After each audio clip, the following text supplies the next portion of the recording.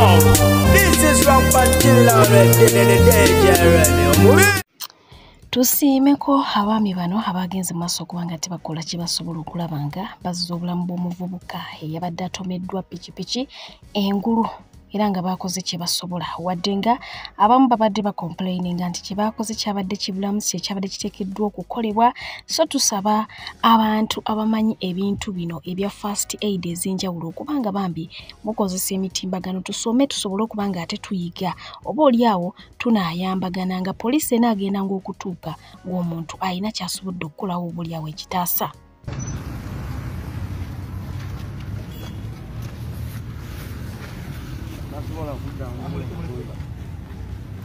Agudde bubi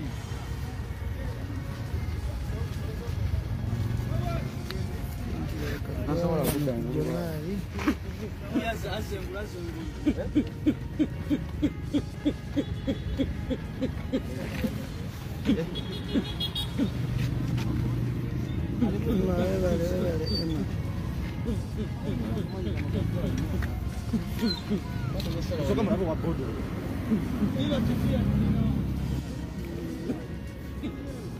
Abana kwade kasala ko kwade kasala ko kanu ka wade kasala ngenu abana dawo ato owaboda baje mukazi ona bada sala ono wenu owaboda baje mukazi abaje na mukazi waboda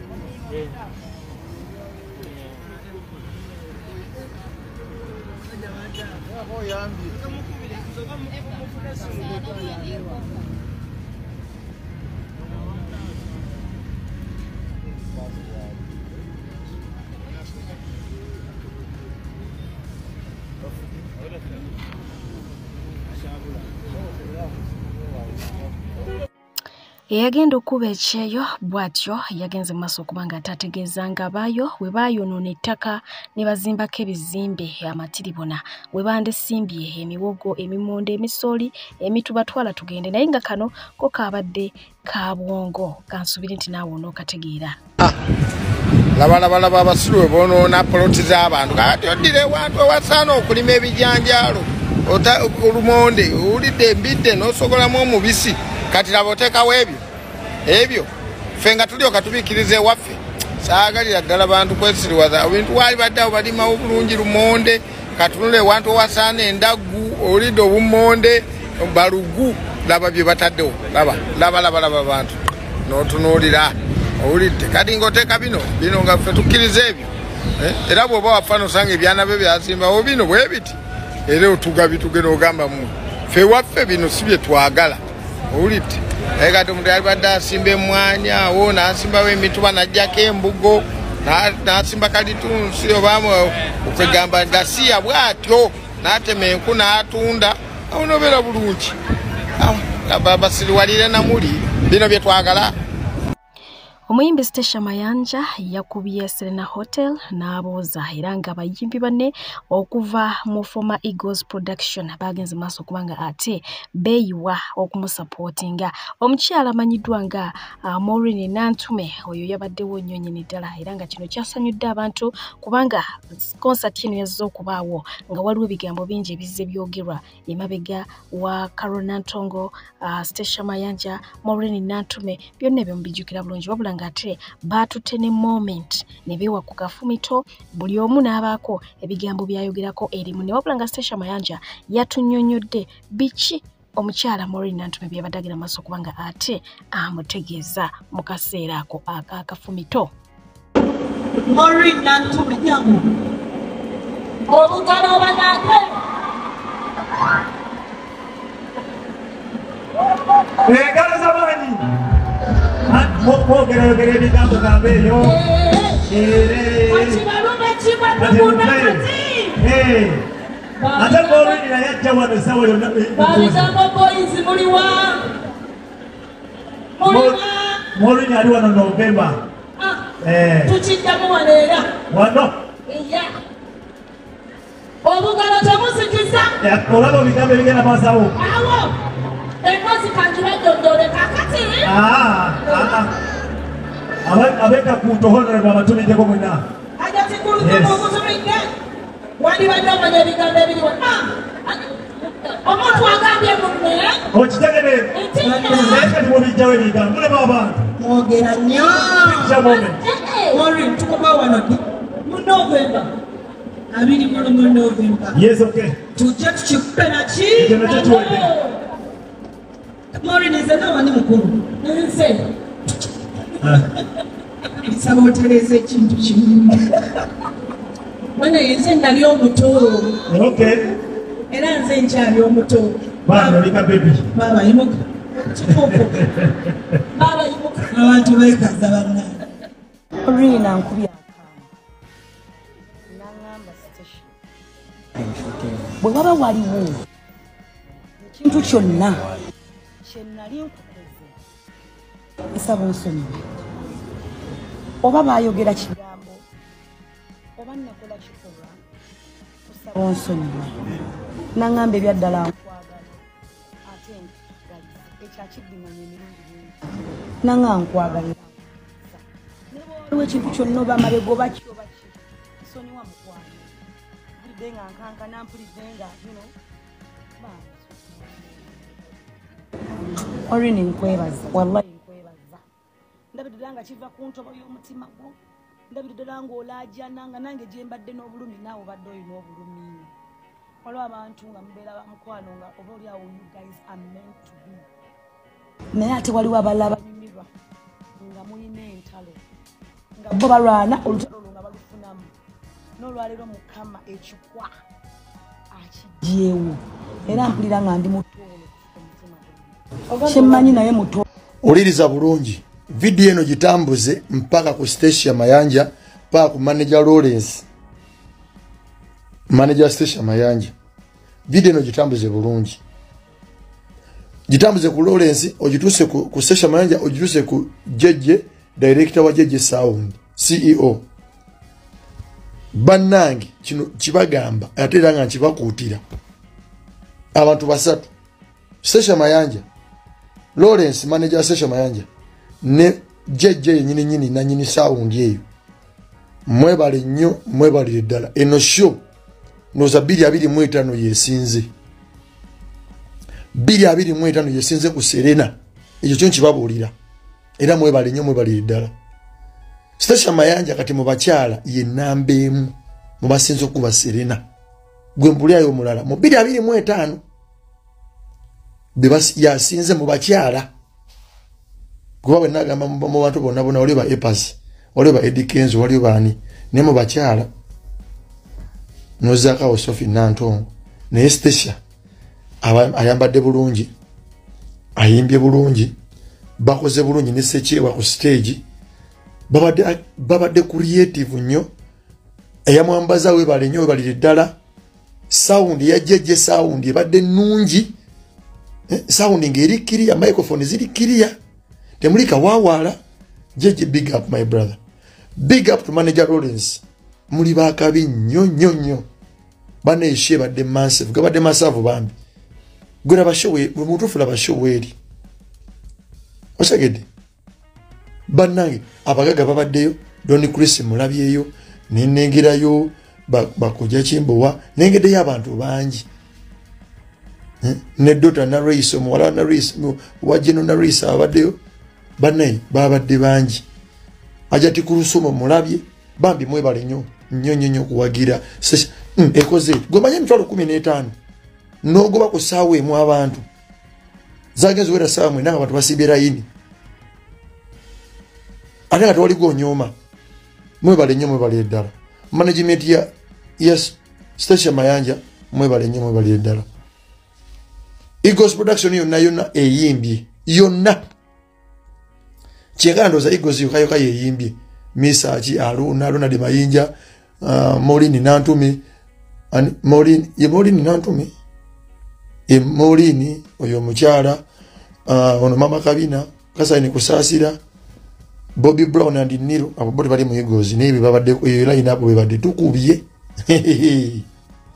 Big up. Oluvannyuma lw'ekifaananyi kye Etani okugenga viral nga kiraganga ali tumbu w'omukyalo n'avudde eragira maaso kubanga ategeeza nti ye tali lubuto wabula yabadde akkuse alya nnyo ennaku zino ate nga mukyala Gashumba ye ali lubuto okitegeera bwe twali mu mikolo bangi baavaayo ne bagamba nti Gashumba alabika akoze emikolo lwakuba omukyalo nalayika aliki ali lubuto so lutandise okubanga lulabika omukyala amanyiddwa nga Princess Amira yes mukyala Kasolo namba 2 bw'atyo yagenze maaso okubanga munange abeerayo omukulu gy'akola ki gy'akakalabiza emirimu gye jjukira nti twolekera kalulu wabula ng'ono olwamuwadde akazindaalo yagenze maaso okubanga ate ategeeza abantu nti kambayiseeko laava eno tebwokya era ng'oluyimba olwo alukubye emirundi 2 mirambirira eri ewa e Masaka. Amanya nze Dr. Senjobe Richard owa Beaver Organic and Naturals Product. Beaver Organic tuli wano Mengo opposite Masengere ku luguudo Ham Mukasa ku Beaver Organic House. Olwanya gale twogere ku kakomera kalina obukoola butono ate era nga kalinako n'ensigo kali medicine konna fe twakakamulamu oil ono Cyprus oil tukolamu n'amajaani Cyprus tea oba Cypro tea kayamba nnyo ku bantu abalina hemorrhoids. Muntu singa abalina obunyama obuzimba wofulumira abamu buyinza okuba intano nga tebulabika bwofuluma buleeta omusaayi kosa Cyprus oil okusiga ku hemorrhoids obwo bukuluma. Abalina stretch marks mugaba oil wakakomera mulungi nnyo okujjanjaba mugaba. Abatawanyizibwa ekizibu kya muscle spasms, muscle cramps, joint pains olumizibwa ennyingo amajaani gakakomera gakola nnyo ku arthritis. Nze Dr. Senjobe. Ate ng'eye Mami Girls omukyala amanyiddwa nga Rema Namakola yes bw'atyo yageze maaso kubanga atuula mu sawundi ya Naalongo ey'omwana wange ow'obuwala era gwe wenna ali eyo bw'ogwanga mu ngalo z'abaana ba Rema Namakola ebigambo bino tobyerabiranga obisokoolangayo n'obiwuliriza bulungi nnyo nnyini ddala. Omwana wange ow'obuwala n'amutwala nja kumuyita mugalire mu kisenge mugaye tugenda kwogera mu mutabani. Mugambe teka kutanda Katonda n'akuvaamu n'okuba omugere omwana wange.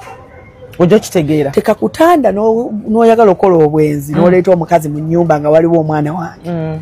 Batugamba muvaayo obusobala webake wansi. Simanya mbufe tulinnyo obuliri. Tabinnyumizanga. Tabinnyumizanga lutalo lwa Lukayida. Vietnam na America. Ompitanga. Nze kankubulire Ruth kubanga nze ekintu kyonna kati ffe tugenda zaala abaana nga tetumanyi mitima gyabwe. Omwana wange agenda yeetuge. Bayinza obutabeera nga ffe. Ayinza okuba nga tali strong nga maama we. Nze nja kubeera strong ku lulwe. Wookuba omugere nkuba mugere. Nze njagala omuko mugambe bw'oba omukooki. Olanga bwe mukuwadde munzirize tofaayo. Naye oba oyagala okuddizayo balance nja bizza. Naye bwe bibaamu okukuba drone nja gireeta. Amunzirize wano obufumbo buganye. TikTok live program emanyiddwa nga Chimpanya ey'omukulu amanyiddwa nga Crystal Panda awo yasinzidde okubanga ate awayamu kono omukyala amanyiddwa nga Winnie Nwagi alot byayogeddwa naye nga abaana bagenze maaso okubanga ate bamwebaza ne bamusiima olw'omuhabbati na gwe yalaze mukyala munne amanyiddwa nga Zafrania bonna bali mu Swangs Avenue okitegeera naye ng'ono yalinga alimu omutoototo era musically akyali muto naye ng'alina obuyimba obulungi bungi weewaawo abantu babadde babulya naye nga tebamanyi yimba yani so banji balabise nga bagamba nti banange Winnie webale nze bujjo simanya nini nanyini buyimba buno banange Winnie webale bujjo mpulira Zafrani naye nga simanyi Zafrani afaanana atya naye nga ne Zafrani naye message yakoze ki yamutuuseko kubanga abaana bangi bakoze ki bamutaaginze bwe ngamba nkuwa abayimbi babiri n'ogamba nolondako omude nengatako omulala naye nolondako bwe kati kalinga kati nga kagenda kalanda paka we tunasigazaawo omu tugende Azawi Zafaran. Yasimbukidde musanze. Tugende. Nange, please don't go there. Just in a game. People. In a game. They've also been here. This is just a game. Guys, don't take this serious. As always, Zafaran.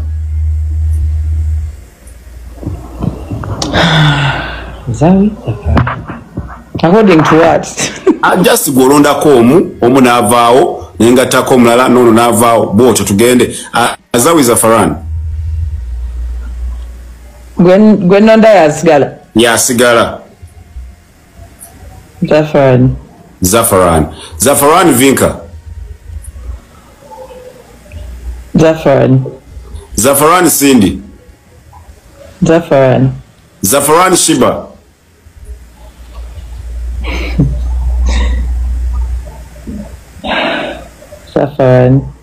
Zafaran Spice. Zafaran Lydia Jasmine. Zafaran ya kuwachi. Zafaran waliwo mwindi guwangamba omukyala go kyaliwo bana erinnya ligenze. Tugende kuno Zafaran Chosen Becky. Zafaran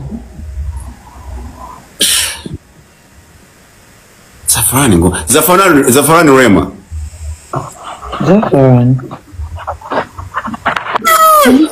No, the list is long. Zafaran Avapeace.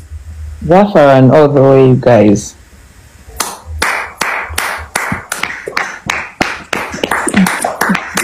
Zafaran must have a special place in your heart. You should look out for Zafaran's music and, you know, support Zafaran. I like what you've done. I'm pretty sure Zafaran aja chagala bambi. She's a good girl. Mumanyi nange. Sanso kula banyabo. Sanso bala baba sebo ne banyabo. Mwebale kujja. Manyaga ngenze Zafaran. Yenze. Anagambye, who is here after winning Waji on live? Nzize kumanya mbadde sikumanyi. Munange nsanyusa okulaba. Nange nno bwenki. Songa ate ye Chosen Blood yabadde ku side y'omukulu amanyiddwa nga Bruno K mu kibozibozi yewe bamubuuzizza celebrity crush we yategezezza omukyala amanyiddwa nga Chosen Becky kwasibirwa olukoba naye kyabadde mu comment section waliwo oli yamugamira omugamba nti ocrushing otya ku mukazi eyazaala kidda panange is it a crime okuzaalako ye yabagambye nti oyo ye crush we. Who is your female celebrity crush? In Uganda or? Where are abantu in Uganda? Why do you see your female celebrity crush?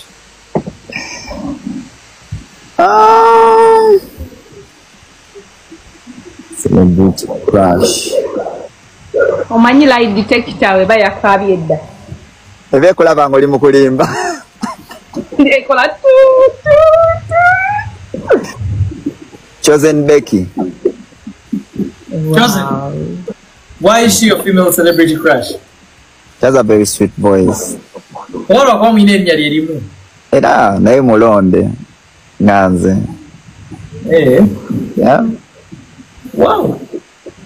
The beautiful Anita Fabiola celebrated her birthday. Wabula ngono yajimenye banji bwe yataddewo nti ye birthday ey'emyaka 26. Omwana namugamba Fabiola, what are you saying? Natandika okuwuliriza nga nina emyaka 10 kakati sayino nina emyaka 25. Ogamba olina emyaka 26. What are you talking about?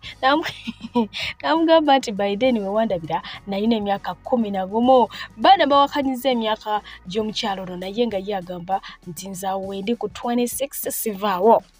Songa ate y'omukyala amanyiddwa nga yes Judith Babirye ya celebratenza amazaalibwa ga muwala we ng'aweza emyaka 19 bw'atyo n'agamwagaliza mu butongole okitegeera yoyo bebi wa Judith Babirye amanyiddwa nga Nana. Songa ate ye omukulu amanyiddwa nga Tamale Mirundi Junior ono nayina emiswiba yetagwa miswiba omukulu ono bwe yagwa ku kabenje fena ketujjukira obulungi bwe yali ku pichi waliwo n'omwami eyamuyoolayoola waawo n'amuddusa mangu mu ddwaliro wabula mukrono ngazza engulu yagenda maaso okuba nga ate asuubiza owa booda ono ensi n'eggulu ne yeeyama ebintu bingi by'ataasobola kuba nga ate atuukiriza essaawa eno ebisoboddeyo owa booda ng'agamba nti amubanja amusasulaako oyo okulinda kubanga yawona dda naye ate talaba kantu konna. Bannange omuntu okusuubiza afazaali abireka, nze mbabuulire okunsuubiza kunkolera ddala bubi. It's better n'ojja n'okinsulako omulundi gumu ddala okunsuubiza nti naye Fifi ngenda kukolera bwe nti ate n'otakikola. Kubanga the moment wonsuubiza you raise my expectations nembeeraawo nga nzenna ninze ate nomala no disappointing bannange mpulira bubi. It's better n'obireka. Omwami atabisagamba nti Junior amusasule. Junior gwe mutaani wa Tamale mirungi nze wa bodaboda yakujja ku accident ndowooza ondaba bulungi ssebo wansuubiza piki kitegedde si yonna ekimanyi kati guno bwakati ogimpanga oyagala mala ekufuugireete njagala oba ogirina nja kujja njinone gwe noonaabaawa njagala ino vidiyo kugitambuze oyo Junior taana wa Tamale oyo muganda njagala piki gye yansuubiza bulaasa njagala kuba namutaasa ne mutwala mu ddwaliro Ensambya nga bodaboda bana baganya omutwala. Omukulu amanyiddwa nga Bujengo Alozias omusumba w'endiga z'okukanana ye yakeetyabidde. Omukyala amanyiddwa nga Senga Acid yakubyeyo olutuula ku mukutu ogwa TikTok n'abaako ebyama bye yagambye nti kaasowoleyo wabula abamu baamugambye nti afe bino twali tubimanyi kuva dda mabega ndoze emyaka kati ng'ena naye ng'ate ye Senga Acid agamba nti ekintu abadde yakisirikira ng'ekyama kye kinene kimuli ku mutima yalayidde n'okulayira. Ebigambo bye saagala kubyogerako wabula gwe byewulira okuva mu ye. Bagamba ekigambo kino nali nakyentereza. Kitugatosiri. Wallahi nga Mukama yekka gwe ntya. Wulira. Sobola okukwata Bayibuli nga Mukama yekka gwe ntya muganda w'amakula yarepinga maama w'amakula. Wallahi nga Katonda yekka. Katonda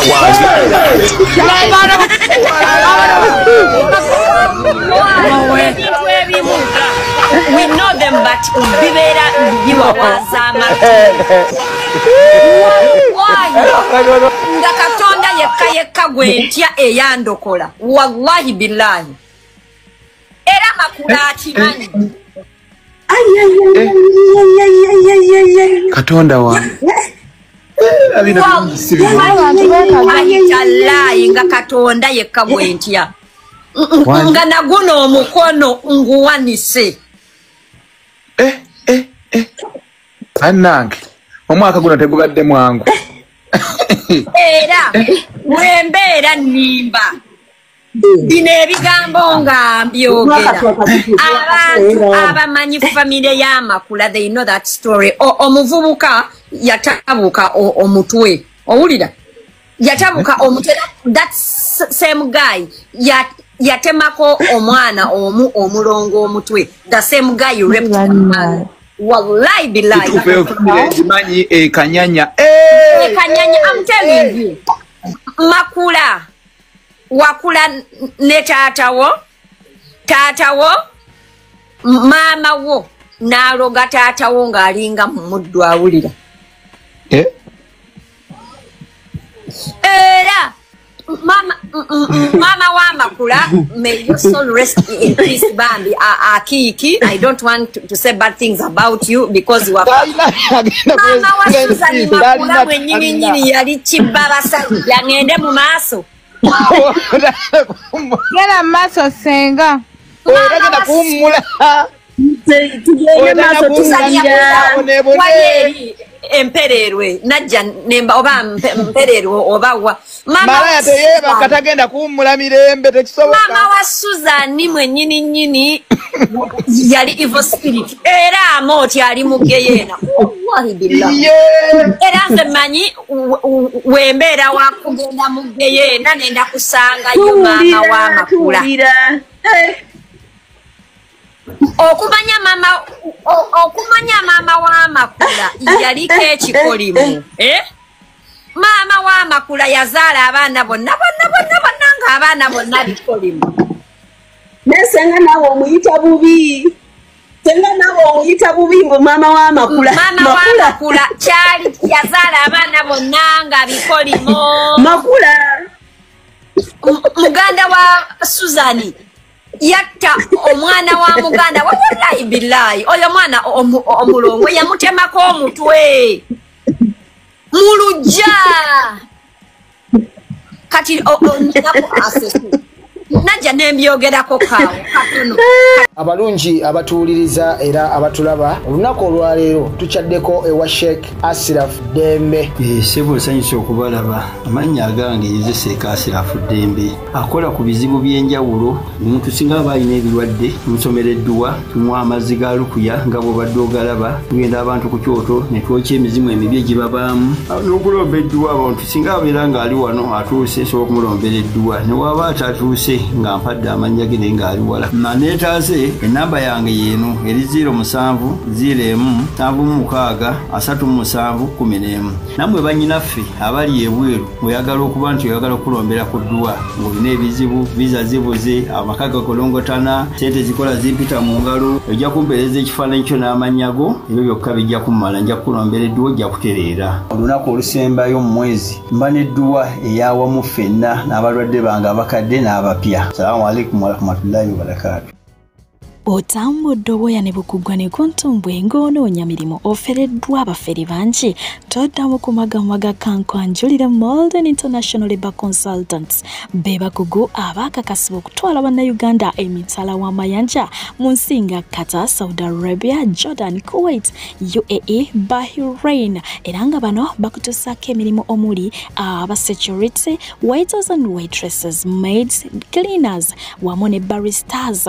Basange wali eri ennamuŋŋoona oba bakubire ku nnamba zaabwe ez'essimu 074438821 oba 0772830026 oba 0787952329 be bokka abagenda okusangula ennaku ku mutima gwo. Beba Malden, shipping life into a unified destiny.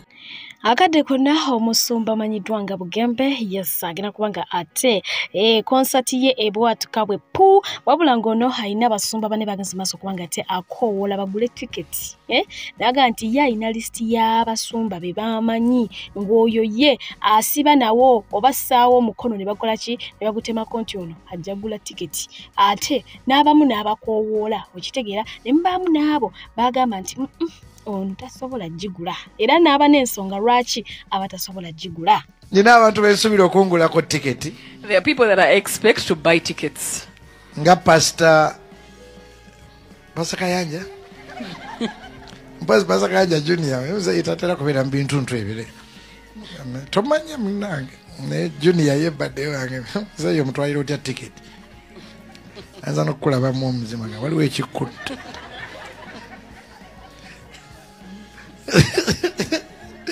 yagenda wa Junior ne mukyala we bakwano bange naye oli muzeeyi amafuta manyi okimya eki abantu bajja kuzuukiza abafuga oleeta tiketi Zakayanja gatoli serious. Anyway nsuubira Pastor Ujingo okungulako tiketi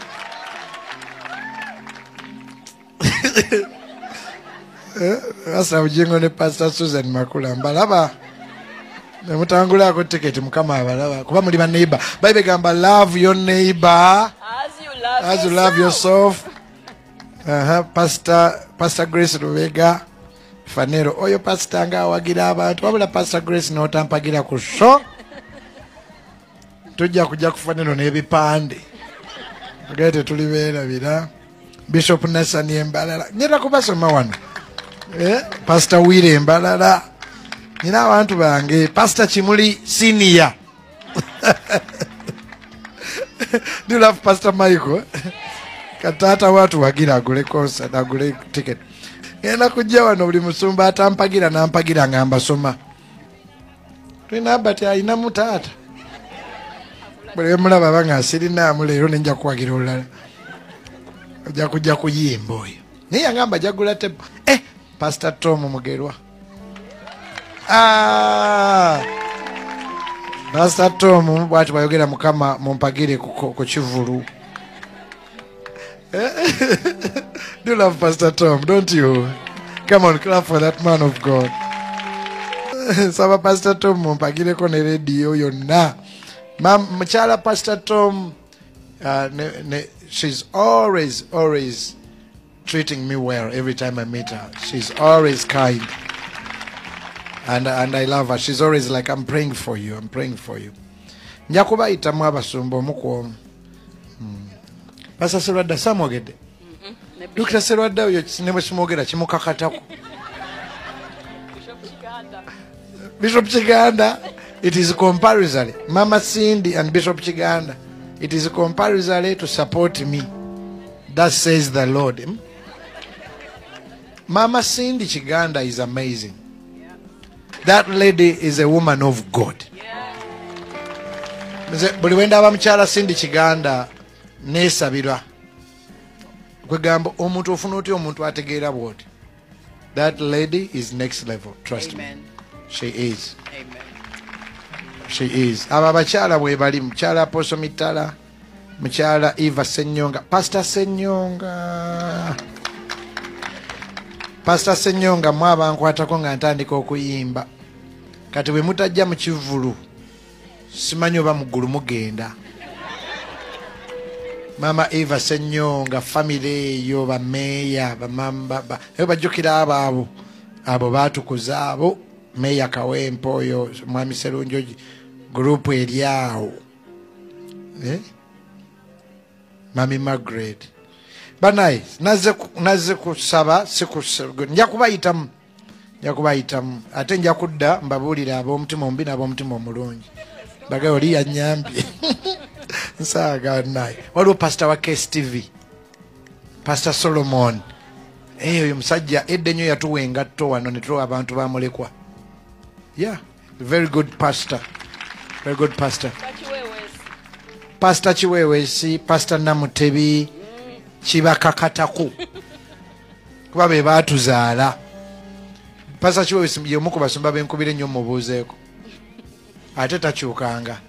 Mwebala omulimu bannange. I love Pastor Chiwewesi. I love Pastor Namutebi.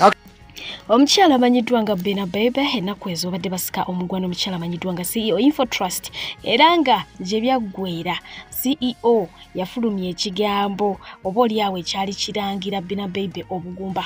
Banji bawulira nga bali touched era ne babuuza ebibuuzo nti lwaki omukyala omulokole alaga nti oli wa ddiini ate ng'oli muzadde ngero oyina abaana ab'obuwala lwaki ofulumya ekigambo ng'ekyo. Abamu ne bagaa nti omukyala mumuleke bamunyigiriza nnyinnyindo bw'oginyigiriza ekola ki ereeta omusaayi. So other people were supporting ekyo kye yayogera so nga ate abamu baagamba nti no kyali kikyamu wadde baali bafunye obuki obutakkaanya naye nga si yebadde ensonga lwaki nkuleetedde story eyo ngera kubanga nkutuusako omukyala amanyiddwa nga Chosen Becky ng'atunnyonnyola ku ngeri gy'alimu fertile oba okitegeera.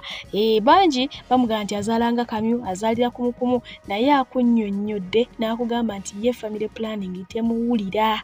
Oyinza okuba akatambi kano wakalabye dda omulala oyinza okuba nga tetunnakalaba so kanyumirwe gwe atunaba okuba nga te okalaba. Abantu bangi gye bali bwe batyo ng'abantu bagamba bayitagenda ku family planning n'azaalanga akamyu naye nga munnange byonna bikoze ki biganye ndooza solution eba ya CD maybe ekyo so nga ate bambi waliyo ne bano Bina Baby type nga bambi ye n'omwana amwagaddeko byonna bikoze nebikola ki nebigaana wabula Mungu ye yaba asinga okumanya ku nsonga eyo kuba yaba alaba ate ffe betutalaba mbadde pijeho okubaweereza bulambalamba muzikirize mberekereze naye nga nnoonya omwana omusizi w'enjala omwana w'obuwala oba w'obulenzi ogenda kuba nga ate ogenda Dubai input musamusamu ate ng'omusala musava so jangu mukwano nnoonyeko mu bwangu ddala ne nnoonya n'omwana ow'obuwala asobola okuvuga emmotoka jangu ogenda ovuga family jangu ogenda okola ssente mukwano jangu visa ejja kuba nga ate ejja mu nnaku 2 zokka mbadde pije mubeere bulungi mweraba.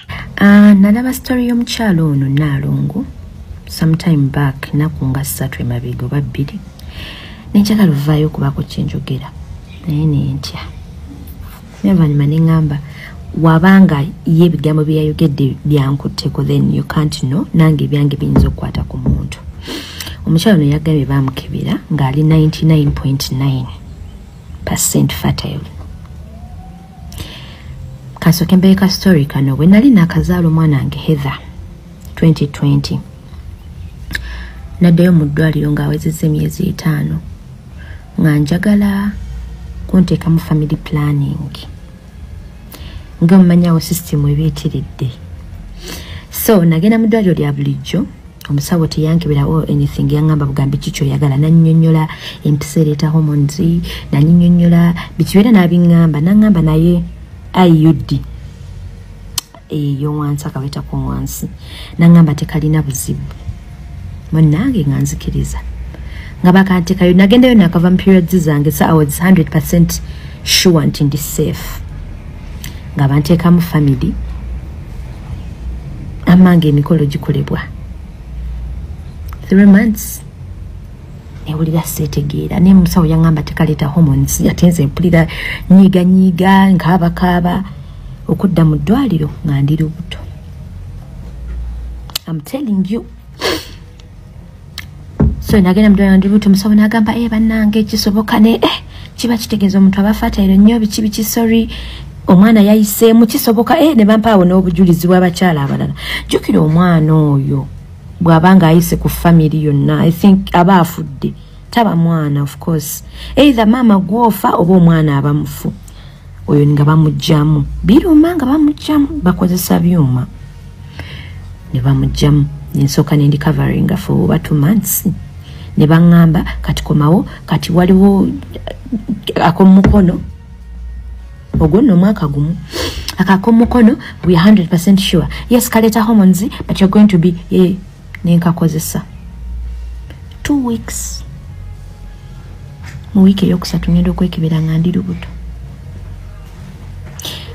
olwo nalwo balugjamu kubanga omwana aba mufu baba jibu sirika munaye nga balugjamu olubuto ne lunnuma system yonna n'ekyankalana ebintu ebyo biruma. Abortion is more painful actually. It's not even abortion. Ebintu ebakozesa ebyuma nga bajjayo omwana oyo aba atali mulamu. It's more painful even more than giving birth. Me, I've tested both. Munange nga mukwano gwange ngamba my bestie told me olaba you need to go for a full check-up. Agamulwairo golagamu yesigayinza oba manene naye gagenda kukozesa ensobi genda bakukebere family ekyekolako ekyetakolako angenda mu ddwaliro eddene limanyikiddwa for family planning ayina omulimanyi but I want to mention it. Nengenda omusawo nasaba omwami ankoleko ayodise gayino gayina nkebera jibu dekampe story baana mmwe mundeke mpa abantu ebigambo bino owulidde yefula awulidde naye tawulira munaye ngaomwami yankebera omwami bwe yankebera nankebera yakyagamba nibanga byekubakuba obwama neŋŋamba kiki oba amagi gasiridde sikyaddamu kuzaala oba biki mwenjagala okuzaala kuno. Omwami bwe yajja naŋŋamba are you married? Namugamba of course no musajja kuba nina n'abaana naye not with a ring but of course we hope so. Naŋŋamba Becky, I'm sorry to tell you this, you are 100% fertile. Tewali family planning egenda kukolako. Namuga kikyotegeeza. Naŋŋamba tukukebedde family kyeyinza okukolako teriyo. Bw'olibeeranga n'omusajja lubuto. Yangamba to the extent nti omusajja oyo ne waba amanyi withdraw ne mumaliriza bulungi sorry. A mother is telling an old story, story y'abantu abakulu. Yangamba ne munabeeranga n'omusajja n'amaliriza bulungi nga mukoze withdraw n'atamala ku cleaning that pipe. How do they clean it? Mbogenda mu musajja agenda n'akola urine. Wamala ofuka aweba clean. Naŋŋamba n'atafuka when you happen to have sex again newe kaba katonyeze ka sperm ojja kuzaala. You people nze nakaba nzijukira nakaba kubanga nali ndowooza kizibu. Obeera otya awo ng'oli 99 ng'oli 100% fertile. Nendowooza kizibu natya nokyogera era teri akimanyi bantu bange kubanga naga ngenda kukola ntya. Family nali sikozesa family. When nagikozesa, that's what happened. Nagenda mbulumi obw'amaanyi abaana nga bafiira mu, you know. Kati bangamba nina kwegendereza nnyo biki kati ensonga ezo ina nakwewala musajja, you know. Oba sekyo kale ngali understanding nnyo. Era no one knew about it. Menkubirako maama wange. Samugambira naye namugamba mama. Mwe wamwe muzaala mutya because baga most of the times omwana omuwala aba afaanana maama we. Nsonga z'okuzaala. Namugamba mama mwe mufaanana mutya mu kuzaala. Mama nanga ho. Nze bana family yagaana okunkolako munnange mwana wange. Last born wa mama bagamba omukyala agenda menopause ku myaka 45 sikyo. Last born wa mama wange yamuzaala wa myaka 47. Mbwa atabasawo ne bamugamba akyasobola okuzaala even at 50. Mama wange yagenda menopause at 54. Esawa zinali 58. Yagenda menopause ku myaka 5.